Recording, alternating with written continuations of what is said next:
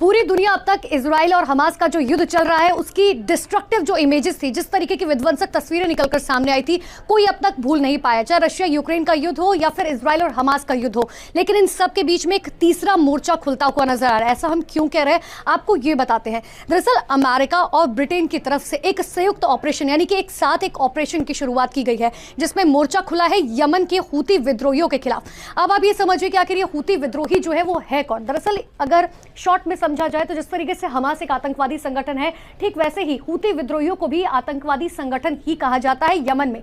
आप ये समझिए कि यमन में जो है, यमन की सरकार का नहीं चलता है, वहां पे जो है आधे से ज्यादा यमन जो है उसमें आधे से ज्यादा जो पूरी तरीके से कब्जा है वो हूती विद्रोहियों का है। यहां तक कि यमन की कुछ जगह जहां पर यमन की सरकार की चलती है, बाकी जगह पर हूती विद्रोहियों का ही चलता है, जिस तरीके से हम हमास का भी देख चुके हैं।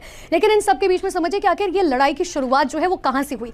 इस लड़ाई की शुरुआत की नींव जो है वो इजराइल हमास के युद्ध के वक्त ही रख दी गई थी। जिस तरीके से लगातार हूती विद्रोही जो है वो ये बात कह रहे थे कि हम हमास के सपोर्ट में हैं। अब हमास के सपोर्ट में है तो क्या कुछ किया गया। दरअसल लाल सागर वो जगह जहां पर सबसे ज्यादा तेल का आयात निर्यात किया जाता है। तेल जाहिर सी बात है सबसे बड़ा व्यापार के क्षेत्र में जो है माना जाता है, और ऐसे में ही अब ये कुछ हुआ कि जिस तरीके से इजराइल और हमास के युद्ध की शुरुआत हुई तो हूती विद्रोहियों ने तमाम वो देश जो सपोर्ट कर रहे थे इजराइल को, उनके जंगी जहाजों यानी कि जो शिप्स वहां पर तैनात थे, उनको निशाना बनाना शुरू कर दिया। 20 से ज्यादा हमले जो हैं वो जंगी जहाजों पर किए गए। बार बार जो है ये कोशिश की जाती रही तमाम देशों की तरफ से कि हूती विद्रोही जो है वो समझ जाए, कि वो जो है बार बार उन्हें कोशिश की जाती रही, बार बार बात करने की कोशिश की जाती रही, चाहे वो भारत हो, अमेरिका हो, ब्रिटेन हो, चीन हो, फ्रांस हो, क्योंकि तमाम देशों के जो है जहाज वहां पर उस लाल सागर में मौजूद हैं। लेकिन ऐसा कुछ हुआ नहीं। हूती विद्रोही जो है वो समझने को तैयार नहीं थे। अब क्या था, अब कुछ हुआ इस तरीके से कि अमेरिका और ब्रिटेन के बीच में लगातार कई मीटिंग्स हुई और ये डिसाइड किया गया कि अब हूती विद्रोहियों को जो है सबक सिखाना होगा।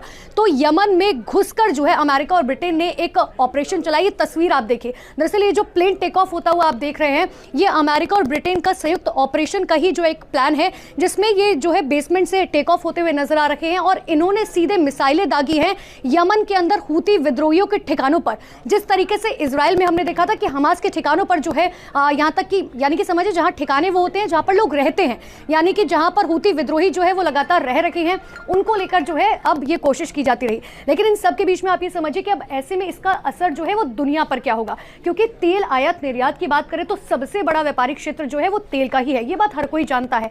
लेकिन अब जब इतने ज्यादा जंगी जहाजों को निशाना बनाया गया और अब जब अमेरिका और ब्रिटेन साथ आकर ये ऑपरेशन कर रहे हैं, तो जाहिर तौर पर यह कहा जा रहा है कि हूती विद्रोही जो है वो भी चुप नहीं बैठेंगे और आने वाले दिनों में अरब सागर में और भी लड़ाई जो है वो तीसरे मोर्चे पर जो है वो बहुत ज्यादा बढ़ सकती है।